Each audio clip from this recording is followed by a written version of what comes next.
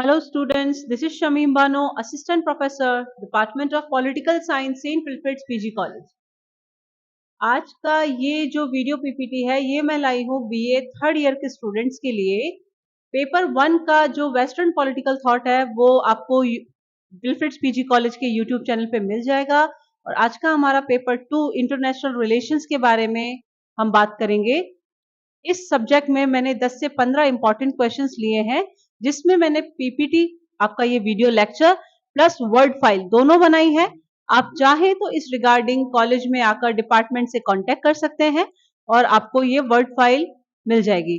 इसके अलावा दूसरा रास्ता ये है कि आपके पास विल्फ्रिड्स पीजी कॉलेज की एक स्टूडेंट ऐप आती है, स्कॉलर ईआरपी। उस ऐप पर भी आपको वीडियोस और इंपॉर्टेंट क्वेश्चन की जो आंसर की वर्ड फाइल है उनके लिंक आपको प्रोवाइड हो जाएंगे। तो be aware and use those means you got. Okay, let's start. मैंने आपको पिछले अपने वीडियो में बताया था कि जब भी आप कोई एग्जाम देने जाए, सिर्फ पॉलिटिकल साइंस नहीं बल्कि हर एग्जाम के बारे में ये बात जायज है, ये सही जाएगी कि आप अपने साथ 2 ब्लू पेन, एक ब्लैक पेन, एक हाइलाइटर, एक स्केल आप लेकर चलें और कम समय में अच्छे से अच्छा लिखने की कोशिश करें। जितना पढ़ें इफेक्टिव और कॉन्क्रीट पढ़ें, अच्छा मटेरियल पढ़ें, ऑथेंटिक किताब से पढ़ें और जितना लिखें वो अच्छा लिखें, ताकि कम लिखे में भी आप अच्छे से अच्छे मार्क्स स्कोर कर पाओ। ठीक है, स्टार्ट करते हैं हमारा आज का पहला क्वेश्चन, जो कि है explain the organisations, objective, functions and role of UNO security council and general assembly of UNO. बच्चों, यूएनओ क्या है? यूनाइटेड नेशंस ऑर्गेनाइजेशन वैश्विक लेवल पर, ग्लोबल लेवल पर एक संस्था है जो पार्लियामेंट की तरह काम करती है। जितने भी देश हैं, डेमोक्रेटिक देश हैं, उन सबका वो सब देश जो है यहाँ पर मेंबर कंट्रीज हैं। आज की डेट में 193 कंट्रीज जो है वो इसकी मेंबर हैं। और ये यूएनओ जो है 6 अलग अलग ऑर्गन से मिलकर बनती है। 6 ऑर्गन में ये काम करती है। पहला ऑर्गन है इसका जनरल असेंबली, जैसे कि पार्लियामेंट होती पूरी महासभा है। दूसरा है सिक्योरिटी काउंसिल, तीसरा है सेक्रेटरीट, चौथा है इकोनॉमिक एंड सोशल काउंसिल, पांचवा है इंटरनेशनल कोर्ट ऑफ जस्टिस और फाइनल है ट्रस्टीशिप काउंसिल, जो कि अब नहीं रही। ठीक है, तो ट्रस्टीशिप काउंसिल के बारे में आपको आज की डेट में पढ़ने की जरूरत नहीं है। तो हमारा क्वेश्चन जो है वो सिक्योरिटी काउंसिल और जनरल असेंबली से है। इसके बारे में आपको आंसर मैंने यहाँ पर दे रखा है। जब असेंबली के बारे में आप लिखोगे तो सबसे पहले लिखोगे कि ये कब बनी थी। बोले कि 1945 के बाद, ये सेकेंड वर्ल्ड वॉर जब हुआ, उससे पहले एक बार लीग ऑफ नेशंस बना था। जब लीग ऑफ नेशंस के होने के बावजूद भी सेकेंड वर्ल्ड वॉर हो गया 1939 में, तो 45 तक आते आते ये जरूरत महसूस हुई कि एक नए ऑर्गेनाइजेशन को बनाने की आवश्यकता है। पुराना ऑर्गेनाइजेशन जो लीग ऑफ नेशंस है वो सही नहीं है, रेलेवेंट नहीं है। तो तब जाकर यूएनओ एस्टेब्लिश किया गया और उसको एस्टेब्लिश करने के साथ साथ उसके ऑब्जेक्टिव बताए गए कि भाई ऑब्जेक्टिव क्या है। वर्ल्ड लेवल पर जितने भी देश है उनका कॉपरेशन बढ़ाना, एक दूसरे के जितने डिस्प्यूट है वो पीसफुली या पैसिफिक सेटलमेंट करना। और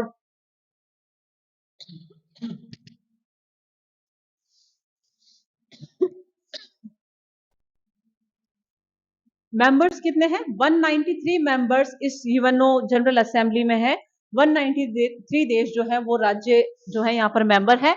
ऑब्जेक्टिव क्या क्या है? वर्ल्ड लेवल पर पीस लेकर आना, म्यूचुअल कॉपरेशन को बढ़ावा देना, एक दूसरे के जितने भी बॉर्डर कॉन्फ्लिक्ट्स हैं या किसी भी तरह के रिवर बॉर्डर डिस्प्यूट हैं, ट्रेड को बढ़ाना, ये सारे इसके ऑब्जेक्टिव होंगे। काम क्या क्या है कि दुनिया में जिन भी देशों के बीच कोई प्रॉब्लम है उनको रिजॉल्व करना, अलग अलग संस्थाओं के माध्यम से अलग अलग तरीके से काम करना। करंट सिनेरियो के बारे में आप इसके बारे में बताएंगे कि आज कितने देश मेंबर हैं, क्या क्या किस किस तरह के एग्रीमेंट हो रहे हैं, क्या न्यूक्लियर एनर्जी को लेकर, एंटी टेररिज्म को लेकर।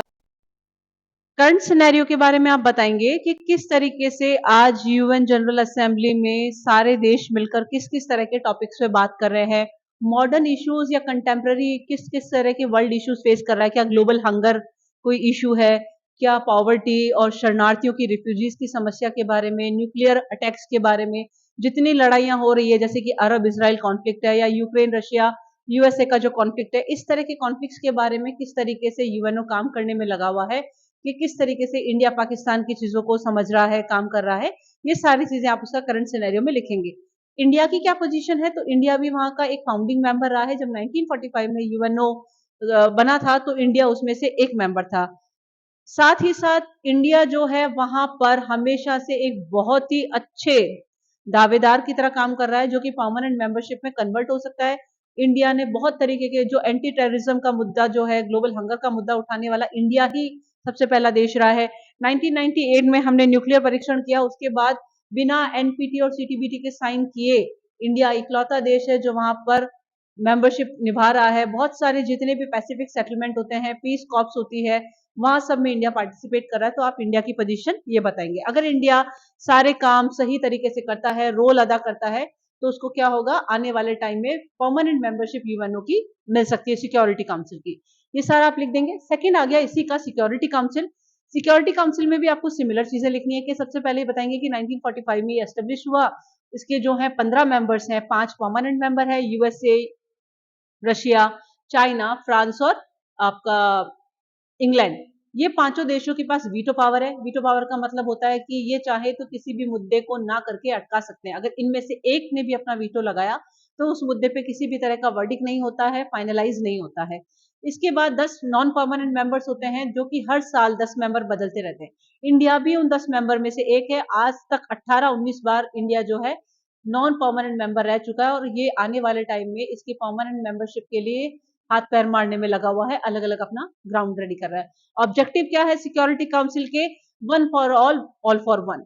एक के लिए सब, सबके लिए एक। के अगर किसी एक भी मेंबर कंट्री पर आक्रमण होता है, अटैक होता है बिना किसी लीगल आधार के, तो दूसरे देश जो है मिलकर उसको हेल्प आउट करेंगे और उसको बॉयकॉट कर देंगे। अगर मान लेते हैं कि कोई दो देश लड़ रहे हैं और एक जिसने लड़ाई छेड़ी है बिना बात के, उसको सिक्योरिटी काउंसिल जो है वो रुकने का कहेगी। अगर नहीं रुका जाएगा तो उससे सभी तरीके इकोनॉमिक सोशल रिलेशन जो है वो तोड़ लिए जाते हैं। जब ऐसा होता है तो वही बात है कि आप एक मोहल्ले में रहकर पड़ोसियों से जब अनबन होती है, आपके रिश्ते टूट जाते हैं, तो आपका काम कई जगह काम नहीं बन पाता। वही चीज सिक्योरिटी काउंसिल जो है वो गांधीज्म को फॉलो करती है और इस तरीके के काम करती है। फंक्शन आप बताएंगे कि किस तरीके से अलग अलग लेवल पर एग्रीमेंट स्टडी करती है। वो same to same general assembly में जो फंक्शंस आपने लिखे हैं कि पैसिफिक सेटलमेंट का काम करती है, इंटरनेशनल डिस्प्यूट जिस भी तरह के डिस्प्यूट्स हैं उनको रिजॉल्व करने का काम करती है, अलग अलग कमिटीज के थ्रू, अलग अलग कंटेम्प्ररी जैसे जैसे समय के साथ जो नए इश्यूज आते हैं दुनिया में, उनको रिजॉल्व करने के लिए काम करती है। करंट सिनेरियो में आपको बता चुकी हूँ, इंडिया इंडिया की पोजीशन में आपको बता चुकी हूँ। ये सिमिलर की सिमिलर चीजें जो जनरल असेंबली में हमने बात की थी वो आपको यहाँ पर लिखनी है। अगला क्वेश्चन आ गया, what do you understand by cold war, explain the causes and present situation of cold war. ये पूरा क्वेश्चन, कोल्ड वॉर इतना इंपॉर्टेंट है अपने आप में कि हर साल ये रिपीट होता है। आप यू समझ लीजिए कि 10 में से 9 साल ये रिपीट हुआ है। इसमें आपको सबसे पहले तो ये समझाना है कि कोल्ड वॉर है क्या। तो भाई कोल्ड वॉर क्या है? एक आइडियोलॉजिकल वॉर है, एक ऐसा वॉर है जिसमें कि शायद लड़ाई आमने सामने ना दिखे, लेकिन एक विचारों का द्वंद है, विचारों का युद्ध है, इंटेल वॉर है, एक दूसरे के साथ स्पेस वॉर की बात ये करता है। आया कब से शुरू हुआ? सेकेंड वर्ल्ड वॉर की जो टाइमलाइन है वो है 1939 से लेकर 1945। इस वक्त दो तरह के ग्रुप्स बने हुए थे। एक था एक्सिस नेशन जिसमें था जर्मनी, इटली और आपका ये जापान, और इनके अगेंस्ट में खड़े हुए थे यूएसए, यूएसएसआर जो कि 1917 में बन चुका था रशिया के साथ मिलकर, इंग्लैंड, फ्रांस और चाइना। ये 5 देशों ने मिलकर अलाइड नेशंस ग्रुप बनाया और आपस में इनकी लड़ाई हुई। फाइनल इसका रिजल्ट ये रहा सेकेंड वर्ल्ड वॉर का कि अलाइड नेशन जीत गए। लेकिन इस पूरे सेकेंड वर्ल्ड वॉर के टाइम पर कुछ कुछ ऐसे सिनेरियो बनते गए कि यूएसए और यूएसएसआर एक दूसरे के दुश्मन बन गए। सबसे बड़ी जड़ थी, अब हम डिफाइन में एंटर कर रहे हैं, सेकंड पॉइंट है हमारा व्हाट इज कोल्ड वॉर। सबसे बड़ी जड़ ये थी कि अमेरिका में या यूएसए में था कैपिटलिज्म या पूंजीवाद, जिसमें कहा जाता है हर चीज का प्राइवेटाइजेशन कर दो, स्टेट की मिनिमल इंटरफेरेंस पर फोकस था। वहीं पर यूएसएसआर में सब कुछ स्टेट के अंडर में था, प्राइवेटाइजेशन बिल्कुल भी नहीं था।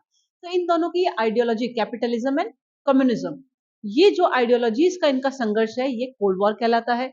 सेकंड, इन्होंने ही सेकेंड वर्ल्ड वॉर के टाइम पर जब आइडियोलॉजी में डिफरेंस है, इनकी लीडरशिप में डिफरेंस है, तो एक दूसरे के अंदर ये मिसट्रस्ट या अविश्वास का भेद इनमें चलता रहा। एक दूसरे पे विश्वास नहीं करते थे, उसकी वजह से बहुत सारी चीजें घटित हुई, बहुत सारी छोटी छोटी घटनाएं होती गई और इनके बीच में एक कोल्ड वॉर शुरू हो गया।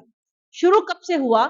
तो आप जब भी किताबों में पढ़ोगे वो पढ़ोगे 1945 से लेकर 1991, पर सच्चाई यह है कि 1917 में ही ये दबे पैर शुरू हो गया था। वो ऐसा इसलिए है क्योंकि 1917 में बॉल्शेविक रेवोल्यूशन या रशियन रेवोल्यूशन हुई थी, जिसके थ्रू रशिया में जार को हटाकर कम्युनिज्म ले आया गया था। जैसे ही कम्युनिज्म आया तो कैपिटलिज्म से उसका बिल्कुल विरोधी विचारधारा थी, वहां से ये शुरू हो गया। आने वाले टाइम में धीरे धीरे वक्त आता गया और 1946 में विंस्टन चर्चिल जो इंग्लैंड के प्रधानमंत्री थे, उन्होंने एक भाषण दिया फुलटन में और कहा कि आज तक अमेरिका और उसके दोस्तों ने किसी भी तरह की तानाशाही बर्दाश्त नहीं की और आगे भी किसी भी तरह के नॉन डेमोक्रेटिक रजाइम को ये रहने नहीं देगा। और ये सीधा का सीधा जो स्टेटमेंट है ये रशिया के खिलाफ था, यूएसएसआर के खिलाफ था। वहां से क्लियर 1946 में ये शुरू हो जाता है। इसके बाद आप इसके फेजेस डिस्क्राइब करेंगे, 5 से 6 फेजेस अलग अलग रहे हैं। आपको 1917 से स्टार्ट करना है कि 1917 से लेकर 45 तक ये सप्रेस अवस्था में था। 45 से यहाँ पर मिसट्रस्ट हुआ, यूएसए का जो परमाणु परीक्षण उसने जापान पर किया, वहां से इनकी लड़ाई शुरू हुई। फिर आप बताएंगे कि 50 में जो है स्वेज कैनाल क्राइसिस आएगा, 62 में क्यूबा क्राइसिस आएगा। उसके बाद आगे चलकर इनमें जो हथियारों की दौड़ शुरू हो जाएगी। जब 82 के आसपास आएगा तो इनमें स्पेस वॉर शुरू हो जाएगी। ये सारे फेज बाय फेज आपको बताने। 88 में फिर पेरेस्ट्रोइका ग्लासनोस्ट पॉलिसी लेकर आएगा रशिया और वहां से इसका पतन शुरू हो जाएगा और फाइनली 1990 के लास्ट आते आते रशिया या यूएसएसआर जो है वो टूटने पर आ गया, क्योंकि वो अमेरिका की कैपिटलिज्म से जीत नहीं पाया। जो 17 देश, 15 से 17 देश यूएसएसआर में शामिल थे, वो अलग होना शुरू हो गए और फाइनली 1991 में एक देश जाकर बचा, वो था रशिया।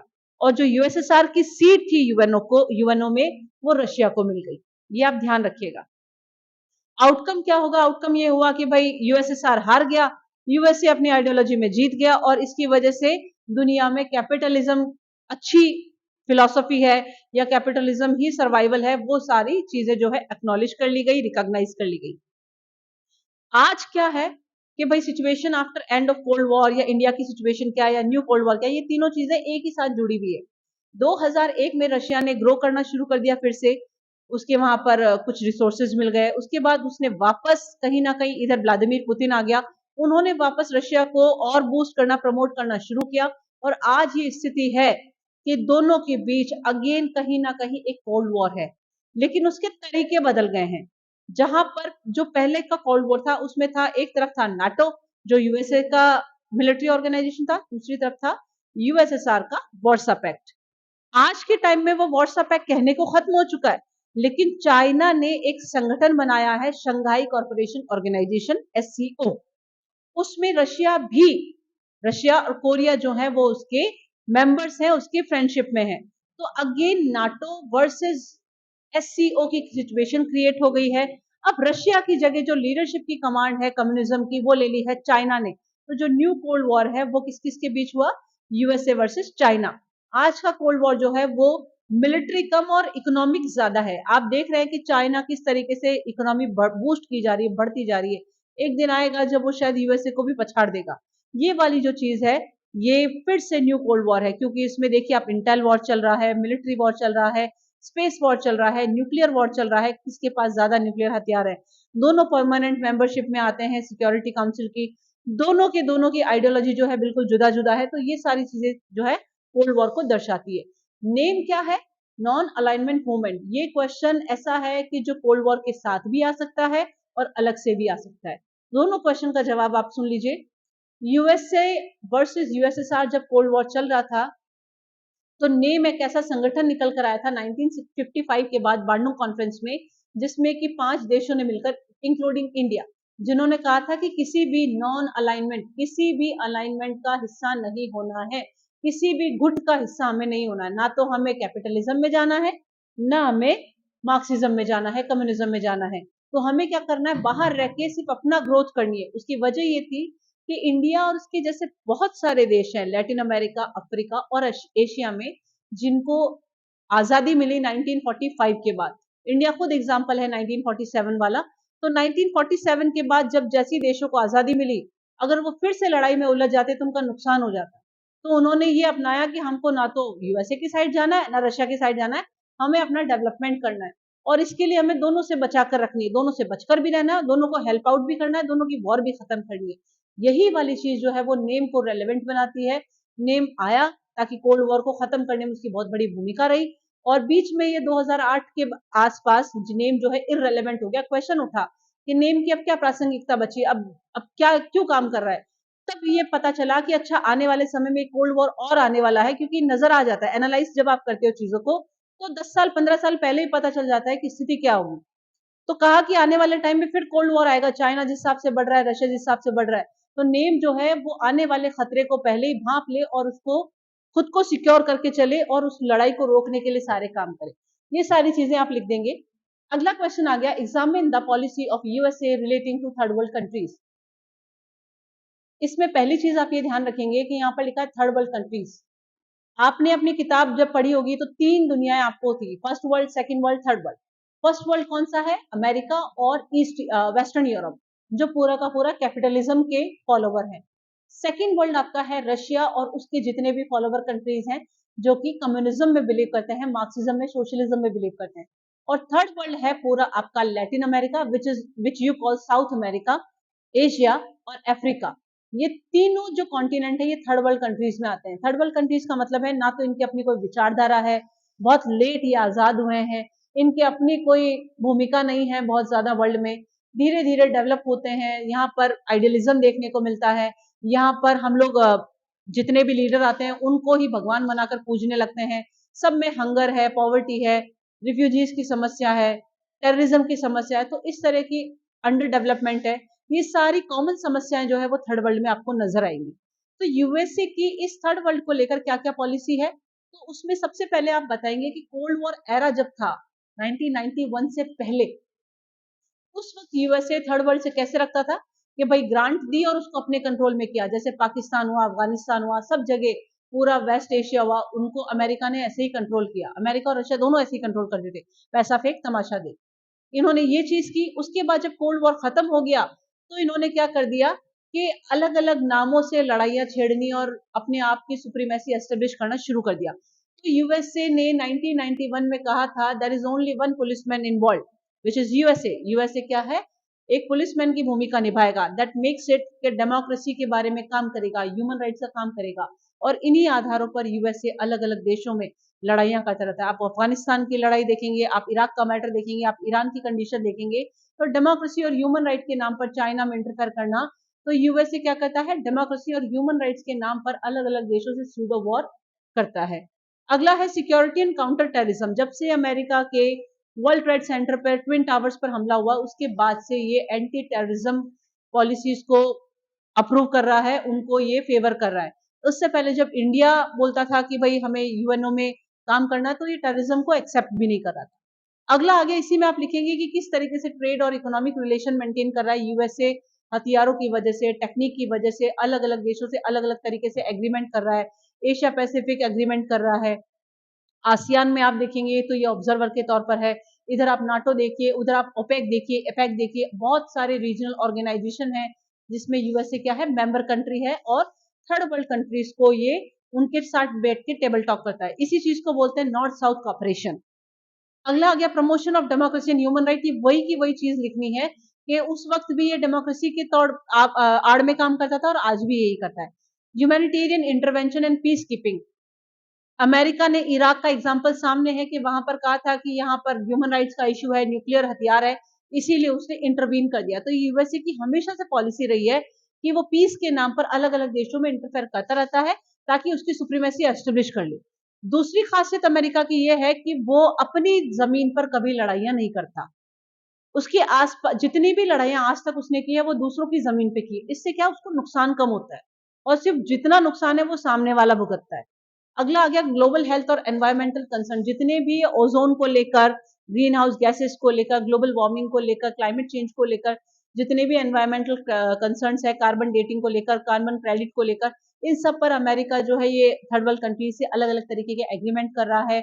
साथ ही साथ इनके बीच डिस्प्यूट्स भी होते हैं, उनको रिजोल्व करने की कोशिश कर रहा है।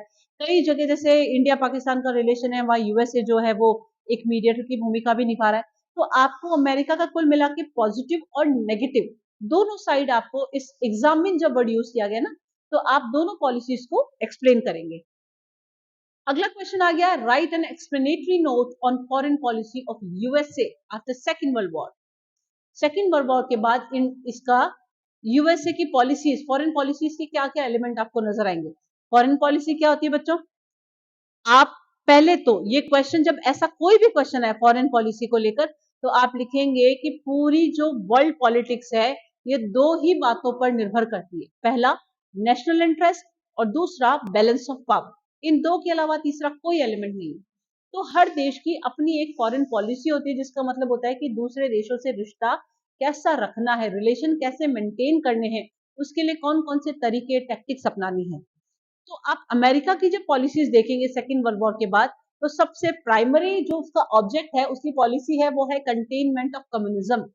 कि वो कम्युनिज्म को कंटेन करने के लिए काम करता है। जहां जहां so called non democratic regimes हैं, जहां पर डेमोक्रेटिक गवर्नमेंट नहीं है, वहां वहां पर यूएसए कोशिश करता है कि डायरेक्टली और इनडायरेक्टली उस चीज को दबाया जा सके और डेमोक्रेसी एस्टेब्लिश की जा सके। सेकंड आ गया फॉर्मेशन ऑफ अलायंस। अलग अलग तरीके के अलायंस फॉर्म कर रहा है, जिसका मैंने आपको एग्जांपल दिया। नाटो अलग चल रहा है, इधर एक तरफ एपेक अलग चल रहा है, ओपेक अलग चल रहा है, आसियान में ये अलग से भूमिका निभा रहा है, इप्सा और ब्रिक्स में ये भूमिका निभा रहा है, यूएनओ में इसकी क्या कंडीशन है। इस तरीके के अलग अलग फॉर्मेशन आपको बताने हैं कि कहाँ कहाँ अमेरिका मौजूद है। जितने ग्रुप के मेंबर आप होंगे उतनी ही आपकी स्थिति अच्छी होती जाती है, उतने ही रिश्ते आपके अच्छे होते जाते हैं। अगला आ गया न्यूक्लियर डेटरेंस। किस तरीके से न्यूक्लियर एनर्जी और न्यूक्लियर हथियारों को रोकने में लगा हुआ है कि ताकि दुनिया में कम से कम देशों के पास ये फैले। फिर आगे promotion of democracy and capitalism. अगला है इसमें कि जहां जहां पर अमेरिका है वो डेमोक्रेसी और कैपिटलिज्म को बढ़ावा दे रहा है, क्योंकि ये खुद भी इन्हीं चीजों में बिलीव करता है। प्रॉक्सी वॉर्स एंड इंटरवेंशन, इसके अभी मैंने जवाब दिया कि अपनी जमीन पर ये नहीं लड़ता, ये दूसरों की जमीनों पर लड़ाई लड़ता है और दूसरी की चीजों में इंटरफियर करता है। आप इस तरीके की और भी चीजें हैं, economic expansion, globalisation, shift towards strategic rivalry, democracy human right को किस तरीके से काम कर रहा है, इकोनॉमिक स्टेट क्राफ्ट किस तरीके से कर रहा है, सिक्योरिटी चैलेंजेस जैसे साइबर सिक्योरिटी है, टेररिज्म है, बॉर्डर टेररिज्म है, ये किस तरीके से इसको लड़ने के लिए अमेरिका अपनी फॉरेन पॉलिसी अपना रहा है। ये सारी चीजों के बारे में आप बात करेंगे।